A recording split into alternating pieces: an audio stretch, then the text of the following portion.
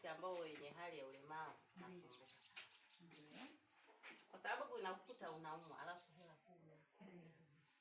Kwa hiyo utakuta unaumia nyumbani kule kusema niende hospitali kwenye matibabu nashindwa. Maana unajua nikienda naambiwa hela. Sasa unakuta hela huna.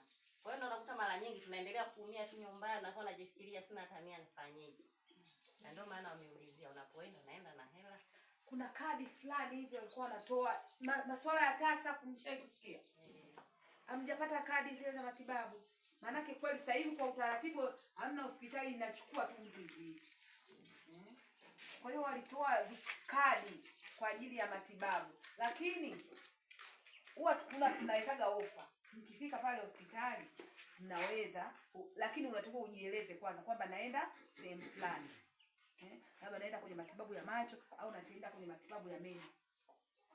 Uchunguzi kwa nani, tukiona watu kama hii walemavu nini, kuna ile ofa. Alafu baadaye tutaangalia vitakavyokuwa eti. Lakini msiwe mnakaa tu nyumbani, wewe njoo tu hospitali. Wewe kama unaumwa nini, ukishajieleza pale, kuna misamaha fulani inatolewa. Na pale kuna mtu maalum ambaye anahusika na mambo ya ustawi wa jamii. Kwa hiyo ukishafika pale, ukishajieleza kwamba sina pesa au nini, lazima kuna utaratibu utapata. Lakini naombeni msikae nyumbani. Sawa? Wewe njoo, ishindikane huko, lakini kuna utaratibu kabisa pale kwamba kuna afisa ustawi anadili na watu ambao wenye shida mbalimbali. Sawa? So kila mtu anaweza kuwa na pesa. Sawa? Swali lingine? Daktari. Hicho kipalata kama mimi kipo. Lakini ukifika hospitali unaambiwa kwamba hizi zimepitwa na wakati. Unanisaidiaje hapo?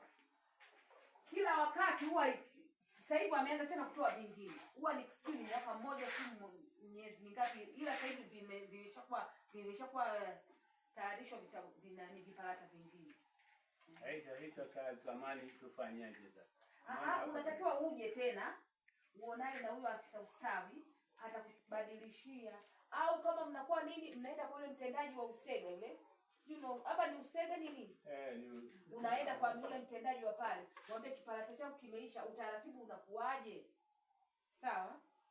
Ila tu msikae nyumbani ukasema mimi sina nani, na hapana. Au unaweza ukapitia kwa mtendaji pale wa kitongoji, kuna barua anaweza kukuandikia. Sawa? Ila msikae tu nyumbani ukiwa na shida yoyote kama maumivu na nini. Sawa? Kama unaumwa tu mwili wote. Hivyo ukoma. Unaenda. Ukiwa unaumwa kichwa, ukiwa unaumwa macho, ukiwa unaumwa meno, kichwa nini. Kama mnapata wasiwasi unaanza kwa mtendaji. Mwambie mtendaji, mimi hali yangu sio mzuri. Labda kipalata changu kimeisha. Naomba nipe utaratibu nikatibiwe. Kwa mfano kama hivi umesema kwenye tasa. Kwenye tasa sisi wengine hatuna. Unafanyaje sasa hapo ili upate kipalata? Unaanzia kwa nani? Kwa mtendaji. Watu hawezi kuwafahamu kila sehemu, yani watu tuko sehemu mbalimbali, unaona? Lakini unaona kule Usupilo anaweza akaenda huku akaona huku, unaona?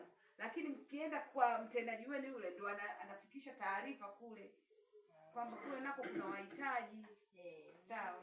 Mimi daktari nilimpeleka mama hospitali. Ndio. Alikuwa anaumwa.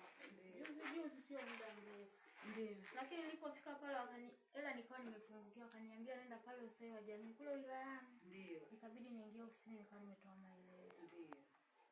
Akaniambia hivi nenda kaongezee hela ili upate huduma.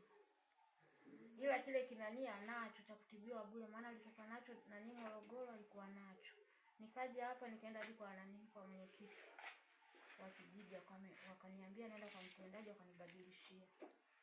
Lakini vile hela ni ile. Wakaniambia labda uende wapi, wilayani. Nikaenda na wilayani yale. Lakini usichoke. Unaona? Wewe nienda tu, nategemea unajua nani dawa na vipimo viko vya tofauti. Kuna vingine viko vya hali ya juu, vingine vya kawaida. Lakini usichoke. Sawa? Kama ulienda siku hiyo ukaambiwa hivyo, lakini usichoke. Sawa?